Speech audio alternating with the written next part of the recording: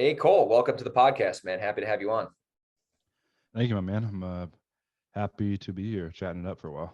Yeah, man. So, quick, like his backstory on you. I heard you on the Bigger Pockets podcast maybe a year and a half ago, and they mentioned your age, and then I think you said in the show you were moving to San Diego. So I reached out to you, and we ended up becoming good buddies after getting to know each other a little bit. And I've really followed your journey, and it's been really impressive to see what you have built over your. I mean, what have you been doing this for 4 or 5 years now? Fuck, like really doing it 6 years? Six Yeah, years. I started as an agent when I was 18, and I was probably the worst agent of all time. I just moved brokerage to brokerage and was hoping someone would just write me a check randomly, or let me list their house. So I ended up, finally getting over to a brokerage um, that focused on off market stuff. So they were going to the auction, wholesale and stuff from the auction, having buyers come in and kind of pre-bidding on auction properties. That's when I first was introduced to off market real estate, that whole world, fix and flip, wholesaling, which I thought was, enticing to me at the time because as 18-year-old, 19-year-old, which I still believe is true, it's a lot easier, lower barrier of entry getting into off market real estate than it is residential because off market, all the people care about is you have a deal. The numbers make sense. They don't care who you are, what you look like, what your age is, what your gender is. But as a residential agent, you get judged a lot more in terms of, age. Do you have experience listing $1 million homes? Especially in Bellevue where I grew up, they're going to look at you as 18-year-old, 19-year-old, and be like, get the hell out of my house. So the off market side was a lot more feasible, lower barrier of entry. Of course, it's still not easy, but that's the route I went at the time. And so started at 18, cold calling my parents' attic, cold called for 6 months before we got our first cold call deal. And then, from there I was like, oh shit, well, this is cool, but like, how do I, do this again so I don't have to go back to school? So I started paying for masterminds. I'm going to kind of just give you a bird's eye overview here of the process. Started paying for masterminds, one foot in front of the other, did another deal, invested it all into marketing and just trial and error and messing up. And then, at 19 and a half, my ex-business partner and I, we signed a 3.5 year, 3 year guaranteed, personally guaranteed lease, which I didn't have anything personally. So I was like, whatever, I'll sign There's a no personal risk. What are they guarantee. going to take? Yeah, what are you gonna take? Like, you're gonna take my 2008 BMW and my fake watch. Like, I didn't have anything at the time, man. So so we got the office, Funny. and my now business partner, Mike, he was our first hire. So we sat in the conference room of that office, and we all just no systems, no plan, no structure, just banging the phone, all three of us, and no CRM. We had a Google sheet where we highlighted potential leads that were potential good leads green and maybes yellow and no's red, and just dialed on our cell phones. And somehow, some way, man, after one deal after another, just by faith every day, we put one deal in front of the other and paid for more coaching and kept going from there. So That's that's a crazy, quick bro. summary. Obviously, there's a lot more That's how details you in there. jumped. So, and yeah, that's crazy because you weren't even 20 years old doing this. So and especially too, you live in San Diego now, but you do your business in Washington, the Seattle area, which is pretty expensive. Pretty sure everyone knows that. So like, I know you mentioned too, so you got your footing, you started doing deals, you started seeing, obviously it turned into a real business. I know at a time, I think when we were chatting at dinner, you said that you started to eventually branch out and do deals in like the Midwest and stuff. So and I know you eventually said, screw that, and you went back to the Washington area. So like, what was your experience like trying to like virtually wholesale? Because a lot of people get in, they're in San Diego, they're in New York, they're like, oh, this is so crazy here. And they think the grass is greener. And then they realize that it's cheaper for a reason. So I'll let you kind of cover that because I like how you did that and Yeah. then went back to your home Yeah, area. well, when I hear most people talk about virtual wholesaling, like essentially, I believe that most people start in their backyard and they end up going virtual because they're looking for more low-hanging fruit. So Yeah. usually in your market, you'll cold call list, you'll text a list, and you'll get the two or three guys that right away are open to taking a number below, 60%, 70% of market value. So you go, oh shit, wow, we kind of tapped out this area. Let's throw another cold call list in another county or another state. And essentially, you're just kind of moving through counties in different states looking for low hanging fruit. So that you can only do that so long, right? Yeah. Until you end up getting exposed to, okay, your systems really aren't that great, your marketing's not that great. Especially right now, a lot of people are getting exposed because you get to have real relationships with buyers to sell deals. So virtual wholesale to me scares me when most people say it, like, oh, I'm a virtual wholesaler. To me, it's just like, oh, you're just kind of jumping around looking for the easiest next lead, easiest next deal, which works sometimes for a little bit of time, but long term, I just don't think it's a very viable way to run a business. I'm very heavy on, do business in your backyard. Like, Kirk, I know you do business where you used to live and where you live now. Like, Yeah. to me, that's your backyard, right? So, for me, I was born and raised, lived 22 years in Washington, so that's my backyard. That's we cover sort of the whole state. We kind of scale that even down to just 4 counties, and I'll hit on this a little bit. So I had a call with the owner of Audantic, who's a it's a pretty popular real estate list, and um, he discussing with him, if you really go through and look at data in King, Pierce, Snohomish, Thurston County, or any decent sized county across the country near any metro, right? You can have a $1 million to $5 million a year wholesaling business in that one county, and you're only touching like half a percent of market share or something like that. So the Crazy. amount of homes that move off market is pretty nuts. So that's why I'm kind of especially how I'm teaching guys now is, pick one product, in terms of if that's going to be wholesale. What's your product? Is it wholesale? Is it innovations? Is it subject to wraps? No, whatever that is, pick one product to master, one asset class, that's single family, multifamily, commercial, and then one geographic area. So like that's one county. As long as you have a population of 500 to a million, you should be fine there for, to get to that 1 million to 5 million a year. And then once you do that, one product, one demographic area, one geographic area, and one asset type. Once you get to that 1 million, 5 million, then you have the leverage to hire employees, and you can add on top of that, right? So that's the way we're teaching this right now, because especially as the market shifts, right, you don't want to be loose with it. You want to be very diligent when it comes to where you're doing business. Do you know how to underwrite deals effectively, and do you know the buyers in the area? And if all three of those check out, the market doesn't really mess with you that much. Like for us, I probably get 5, 10 DMs a day, people saying, "Hey, can you help me sell my deal? Hey, I can't sell deals." And it's the problem. It's the same problem every time. They're too spread thin. So for us, we're very focused, hyper focused on those 4 counties right now. We know all the buyers, and we know how to underwrite. So we don't have issues moving deals. Um, like as of this morning, I think we have like 16 deals that are in escrow. 14 of those 16 are assigned, with an average assignment fee of 37 grand.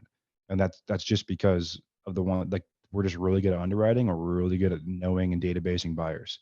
And if we were spread thin, we were in San Diego and Missouri and Florida and California, It'd be a we mess. might have half the pipeline, but I bet you we'd have half our contract to close rate would be 50%. Our contract to close rate in our company is probably in the 80s.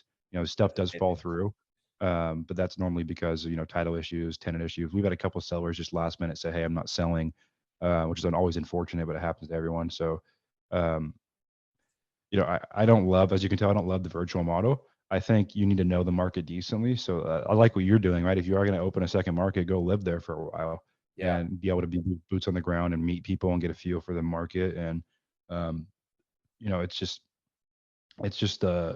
people be surprised on how much opportunity there is in their one county or two Yeah. counties.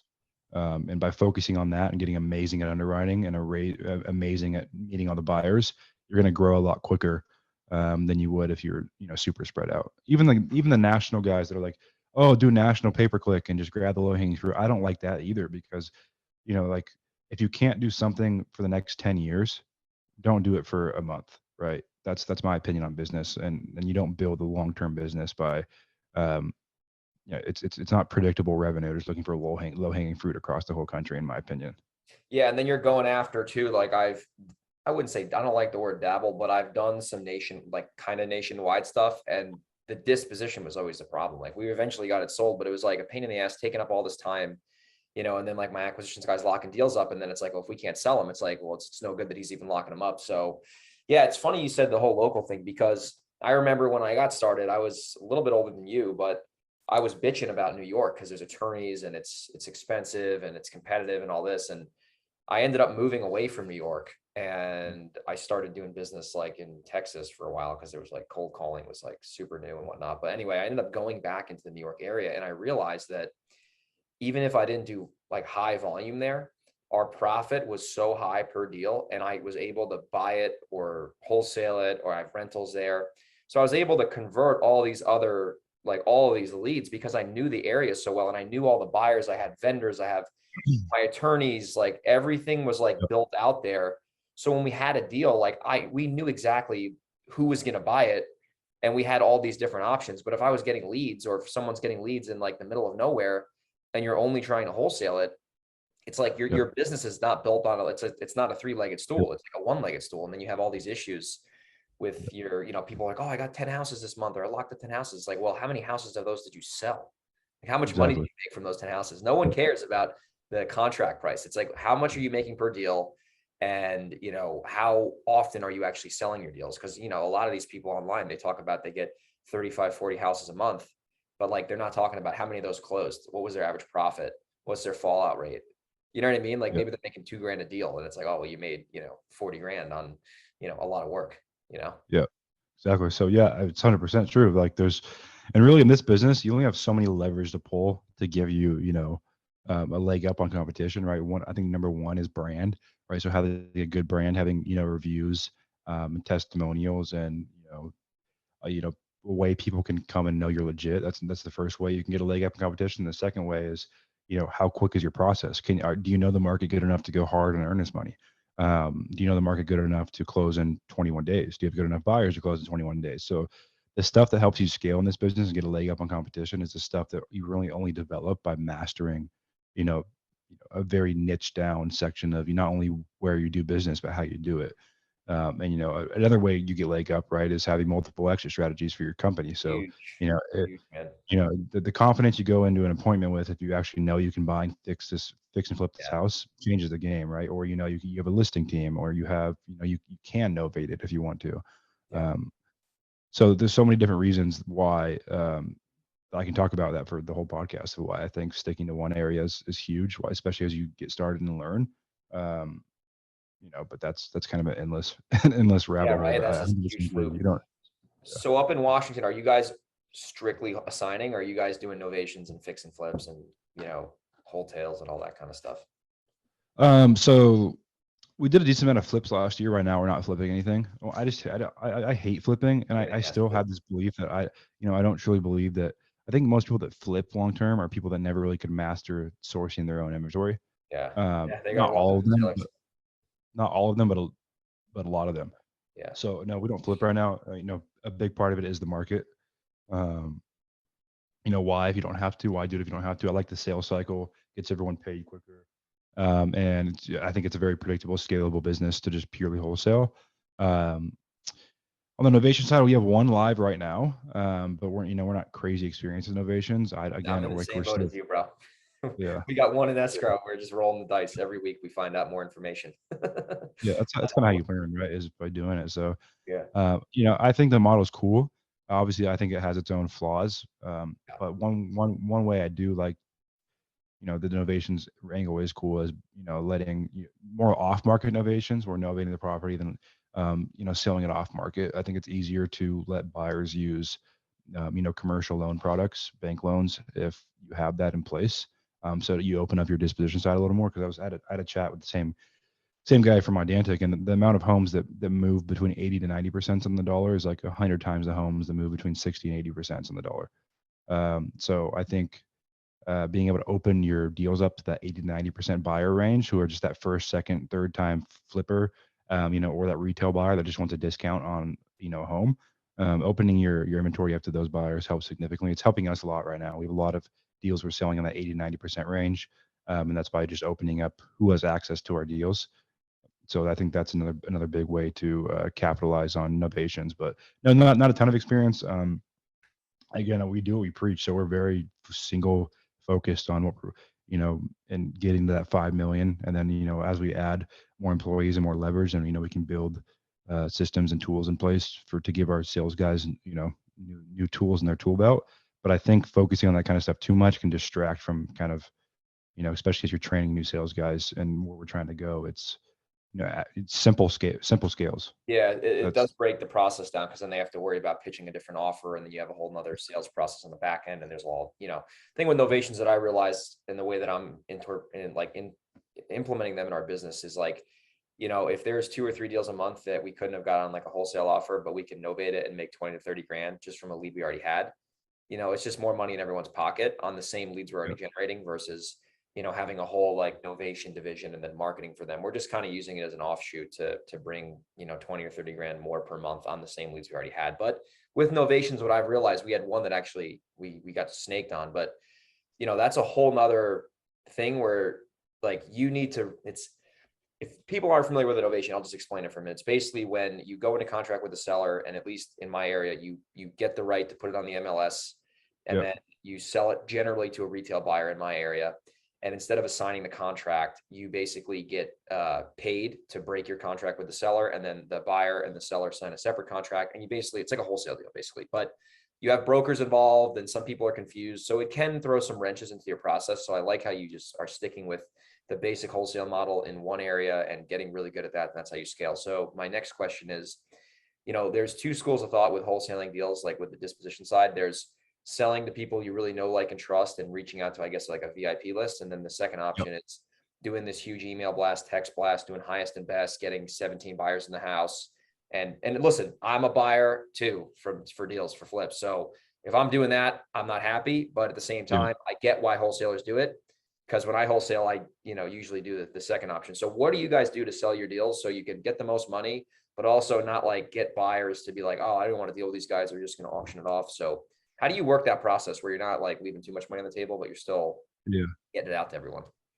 Well, so I'm gonna start that there. So there's two schools of thought when it comes to how to disposition a deal, right? You have the crowd that goes, "Hey, maximize every penny on the dollar on every deal, and send it out to the whole universe and see what comes back."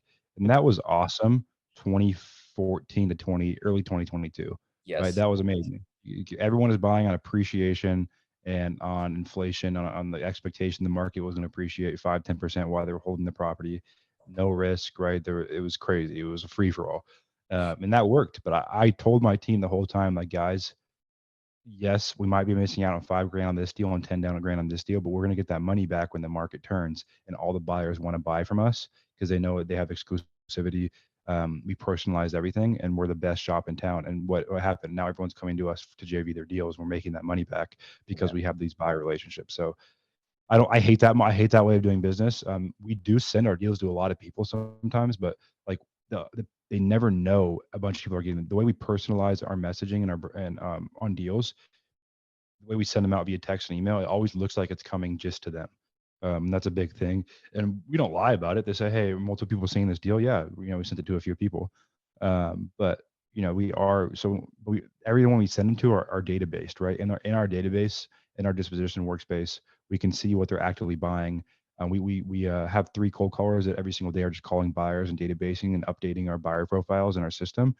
So our dispo team can go and they can click by county, by asset type, by exit strategy, by funding type, by price point, and they can match deals to buyers really simple. And our buyers appreciate that because they're not getting bullshit.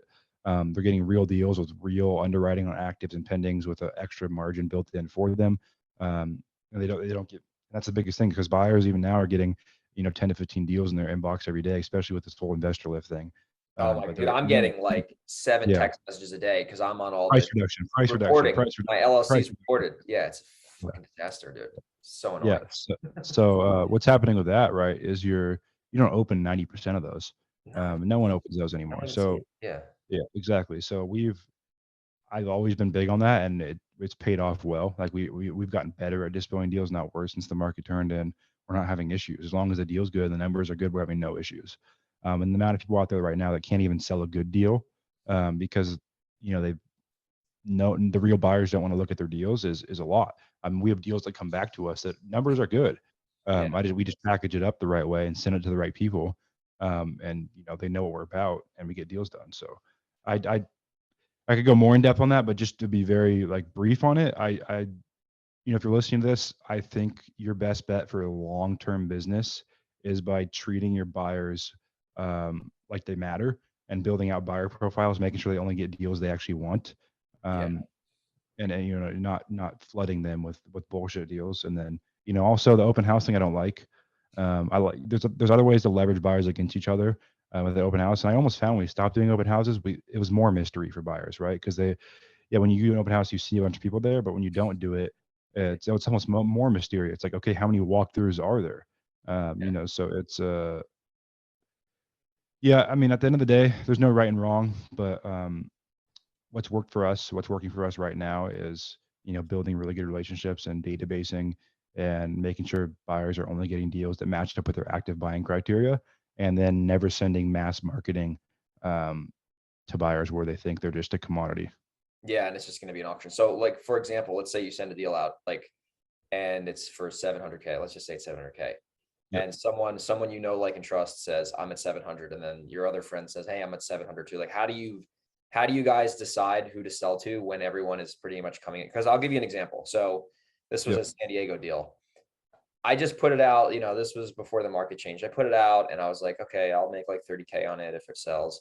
And it ended up selling and I made 70K. But because everyone started bidding it up, and I was telling the buyers, because I still do the dispositions, I'm like, listen, man, like, I'm getting these offers coming in and they're a lot better than expected. And I don't want to be like hard to deal with, but like, if you were in my shoes, like, like, what are you going to do? And they get it and it ended up working out. But, with what you're saying, I like how you put the relationship first. So when that scenario happens, when it is a deal, because you guys are underwriting correctly, how do you ultimately make that decision? So like the buyers are not going to like get like jaded by, you know what I mean? Like, oh shit, well, I'm at that price Yeah, too. I mean, so what we do, so we never tell them other people's offers. What we will say, so if we got 4 offers in at Yeah. our asking price, which Yeah. happens a lot, Yeah. our messaging is really simple. It's, most of our deals sell above our asking price, so we're just asking you for your highest and best by this time on this Yeah. day. That's really good. And to be frank, like if everyone comes in at the same number, the person that offers us first is going to get the deal. Yeah. But highest and best at this date, and that solves a lot of the issue. We say, yeah, most of our deals do sell above Totally. price. And what happened is if the buyer's first time working with us, they'll wait it out, or they'll come in low, or they won't move, and they won't get the deal. And the next time, within an hour, they're coming in 10, 20 grand above asking price. Yeah. So you can train your buyers doing it that way instead of auction style. But it's the same exact game. It's just it's ethically leveraging buyers against each other without creating a bidding war Yeah. where they all know what the other person's offering, because that leaves a bad taste in everyone's mouth. So it's just saying on paper very clearly, here's how we work. Please submit your highest and best by this time on this day. You already got your walkthrough, and we're going to go with either the highest offer, or if everyone comes in at the same price, we're going to go with the first offer. Yeah. As long as the terms are decent, closing time, and we trust them. So Yeah. if we have 2 buddies that I know well, we just had this happen on a deal, and they both submit the same price. Whoever submitted first is going to get the deal. It's just how it goes.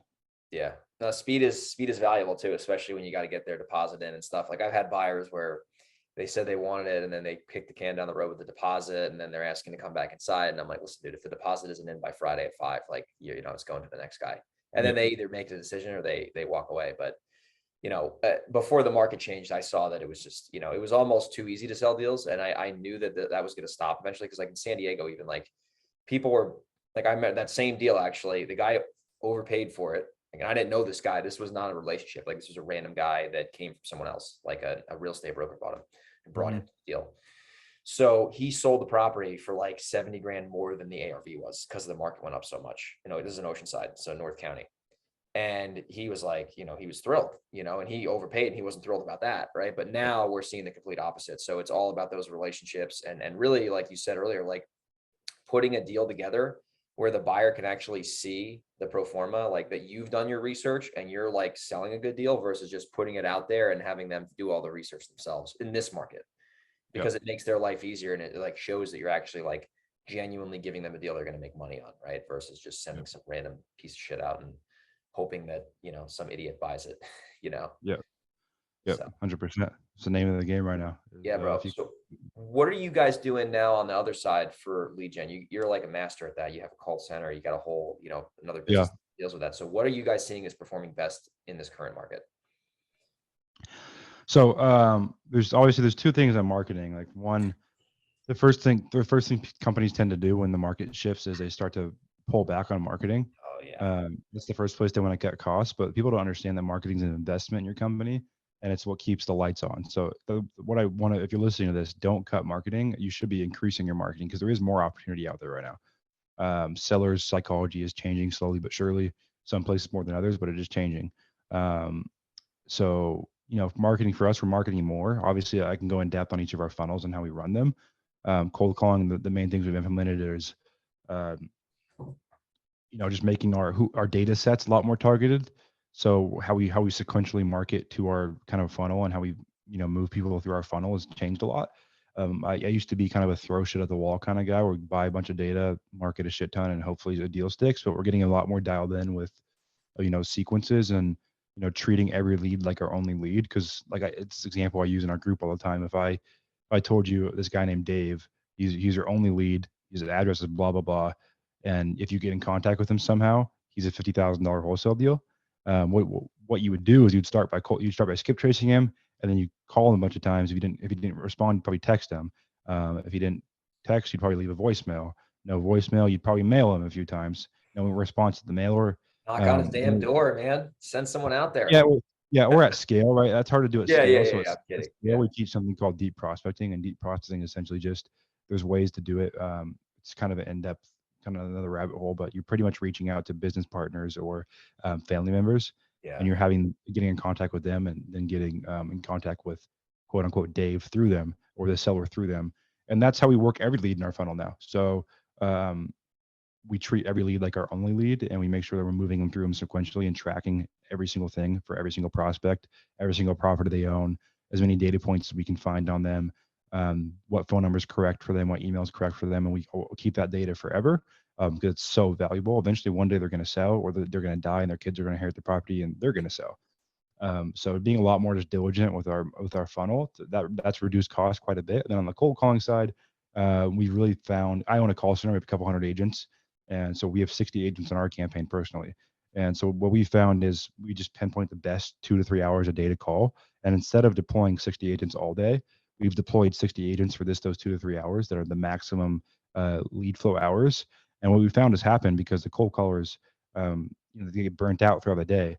By just having them call those 3 hours, our lead flow has gone up and our bill is reduced by like 75%. So we've cut back our cold calling costs by about 75% while increasing lead flow. And this is something we're doing for all of our clients too. But that's what I found that's worked on cold calling front is doing that. And then texting, running it the same way. We're doing pay-per-click still, of course. We've improved some branding stuff on there, but it's really, there's no secret to it. It's just, maximizing every lead and getting, building that relationship with your prospects, getting them into your pipeline, and then just following up and nurturing them until they're at the point where they're ready to sell. And then that you're there making contact with them. So that's number one. And number two on the marketing side is branding. Make sure your guys' branding is, you're getting a good name for your company. You're getting that trademarked. You're getting reviews from all your sellers. You're pointing potential sellers to your reviews, to your title company, and you're making yourself an actual brand in your market. That's a huge thing. That wins us a lot of deals just by saying, you can go look us up. We're an actual brand. We're an actual company. We're not just a fly by night kind of wholesale shop where we're trying to make, a couple deals and disappear. So there's a lot of ways. There's a lot of ways to improve that. But those are some of the changes that we're making right now that we're seeing, quick ROI on.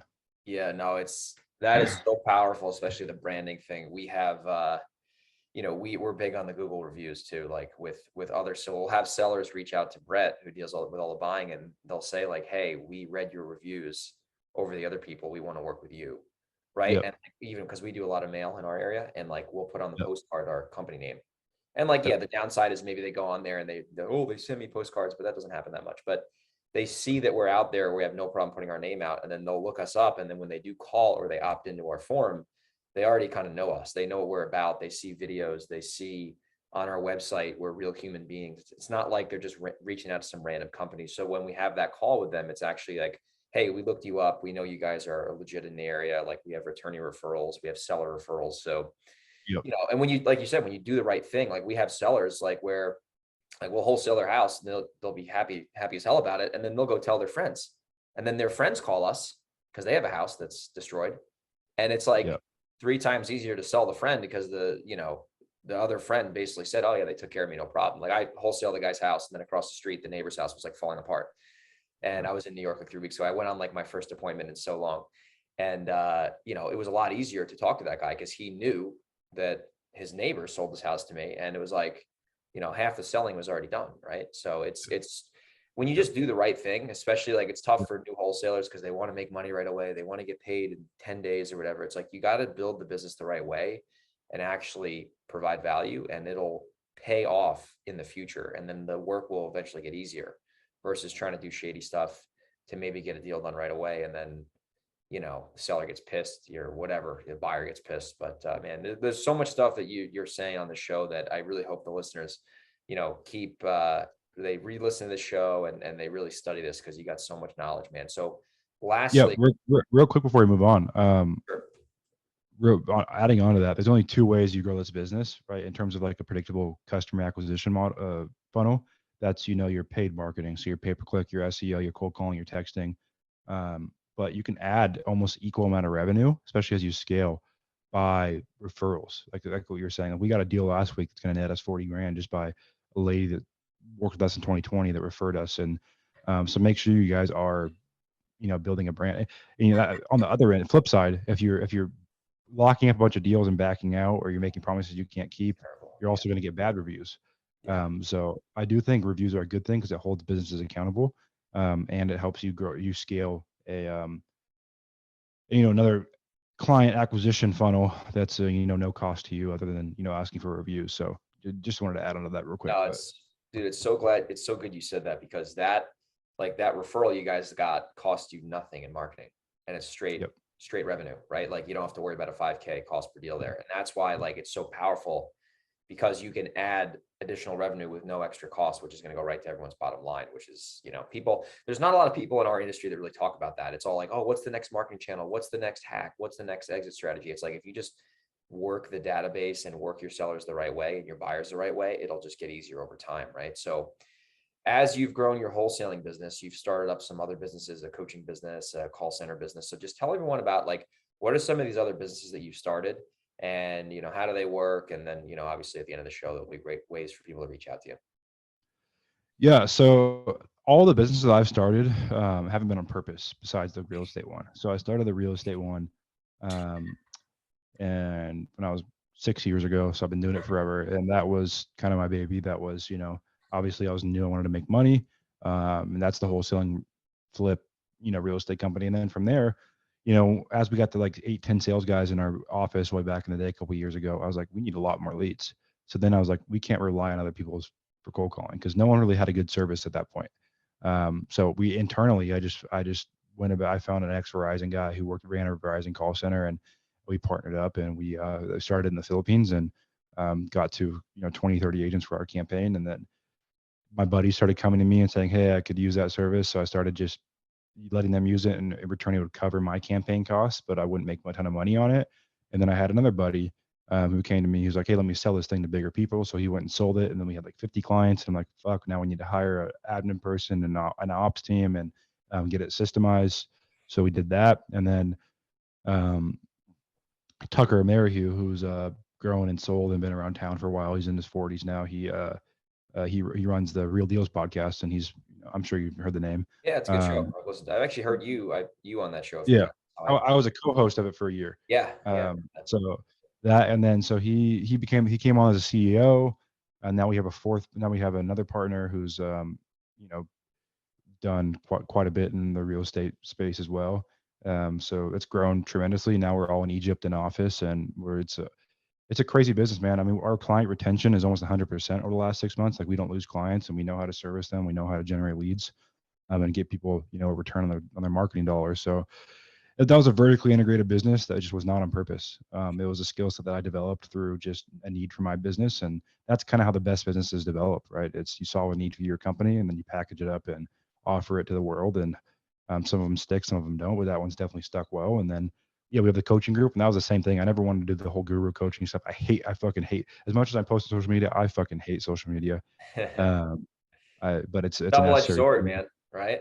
Yeah. And honestly, like, now that I post so much, and like the new Twitter stuff I've been posting, I get like 20, 30 responses like, dude, this has changed my business. So I'm like, how can I not post that now? So, but it's a great tool. It's a great addition. And I had a couple guys that came to us in my market, because I was speaking at events. Even before I had a big following, I was speaking at events, and people would come up to me and say, hey, how can we learn from you? And I was like, well, we don't really do anything. So I was like, how can we do this at scale as we grow, without it being a drag on us? We've created a few groups, and if anyone watching this wants to get, hear me more about what I talk about, I put a lot of shit out for free. We have a free course that's pretty extensive, free group with a couple hundred people now.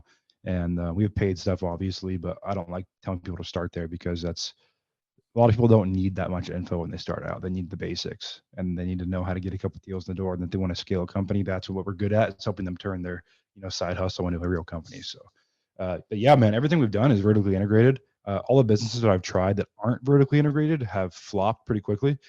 I had a CRM company that was founded with another decently, well-known guy that didn't go well.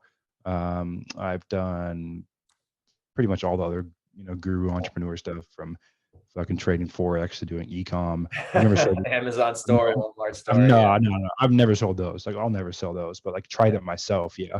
Yeah. But yeah, Yeah. anytime I've tried a non-vertically integrated business, I've regretted it. So yeah, that's if you guys are out there, that's another thing I see people fail in this business so much, is they get stuck at 500 grand or $1 million or $1.5 million a year, and they go, fuck, this is hard. Now I'm going to sell e-com stores or sell Forex training or sell sports betting or blah, blah, blah, blah, blah. And you guys got to realize it's supposed to be hard to get past $1 million a year. People don't realize that 4% of companies all time have gotten to $1 million a year. So if you can get to that $1 million a year, you're already in the top 4% of all times a company created. And it's supposed to be hard to get to 10 million or 5 million. Like, it's supposed to be hard. So stick it out. Don't jump to another thing, because you're going to create a habit of jumping from thing to thing. And then if you go do commercial real estate, Yeah, so I was just gonna say that people like, fuck single family, I want to buy apartments, and then they try to do apartments and they get nowhere. Incredible. They go try it. They go try it, and they're like, oh, this is kind of hard. Now I'm going to jump to the next thing. So Fucking industrial all those buildings. things are awesome, but build them out once you have the leverage and you're single. Like, for us, our goal right now, just to be very transparent, is we have a big office opening down here. So our goal is to get our off-market single family business to $10 million a year. And then at that point, add on another arm of sales and ops team to go after commercial multifamily and obviously triple net and stuff like that. And then that's going to have its own set of challenges and be a couple of years of getting that down. And then from there, we'll move on to the next thing. But, we're very one thing at a time. And you guys can get to a $10 million wholesale company, a lot, I'm not going to say easier, but it's very doable, and it's more doable than jumping from thing to thing, because that's just it's a bad entrepreneur habit that a lot of people develop. And I only really see it in the real estate space. Most spaces, people start out in, like, growing their own, law firm or growing their own SaaS business. That's what they do.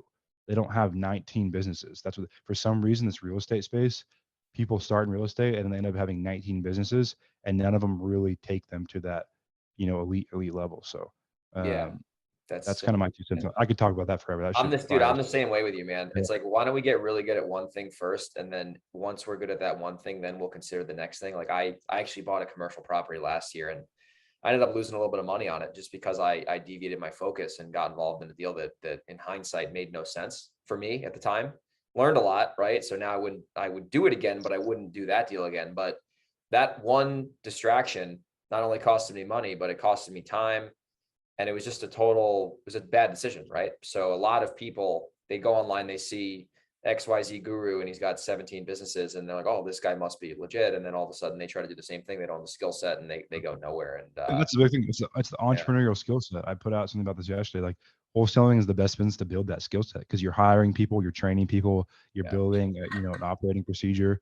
You're learning how to market. So you're building a lot of your entrepreneurial skills without a ton of risk, right? Because really your overhead's the only risk, and your overhead's very, manipulable in the wholesaling space. So, I think if you can really, get a wholesaling company, because I'll say as low barrier entry it is to get a wholesaling company to 10 million, your entrepreneurial skill set has to get to a point where you can take it at that point and put it in any business, and you probably succeed. But that's a big thing. Like, you guys probably, if you're in this space, there's so many people between 18 and 35 that are wholesaling real estate that jump out of it around $1 million a year, or a little less. And I would just say stick it out until you get to real scale, and then at that point you'll have the skill set and the leverage to then go jump into another business if that's what you want to do. But I would just say, like, the grass it can be greener, but most of the time it's not. And if it is, you're gonna get over there, you're not gonna like it anyways. So I would definitely, you're doing this for a reason. It piqued your interest for a reason. Stick with it, and then go from there. That's amazing advice, man. Everyone's gotta re-listen to the last 10 minutes of what you said, because if they just implement that, it'll make their life a lot easier when they start to, venture or think about venturing into other greener pastures, man. So this was a lot of fun. I want to definitely respect your time. So if people want to, number one, follow you, And then if they want to check out the call center, and then if they want to check out the coaching, in like stuff, what are those 3 ways they can get in touch with you? So you can find it all on ColeRuud-Johnson.com, but so the call center is through easybuttonleads.com. Our onboarding team's super awesome. They'll help you guys get all your questions answered there. If you have questions about using that service, our coaching stuff, that's easy. You can go through ColeRuud-Johnson.com and get involved with us there. You can get that links to our free course and our free group. And then those were the 2 things that, and if they want to follow you on Instagram, what is it at Cole? Oh yeah, just at Cole Ruud-Johnson. TikTok's at Cole Ruud-Johnson. Twitter's at Cole Ruud-Johnson. I've been putting a lot of good stuff on Twitter as well. Yeah, I've been seeing that. Yeah, you put on your story the Twitter. Yeah, it's been good. You had some good information. I was watching it the other day. I'm like, man, that's really good advice for people like just trying to get a deal with the list stuff. So you put a lot of good stuff out there, man. You're wise, well beyond your years for sure. Especially, I look up to you, and you're like 3 years younger than me. So keep up the good stuff, bro. It's nice to call you a friend, and you're doing some great things in the community and in the real estate space. So we'll put all this in the show notes. Anna will hear the end of this, and she'll link everything up. And dude, I hope you have a great day, and hopefully this rain in San Diego goes away pretty soon, and we can get back to the appreciate it, bro. Thanks for having me on. All right.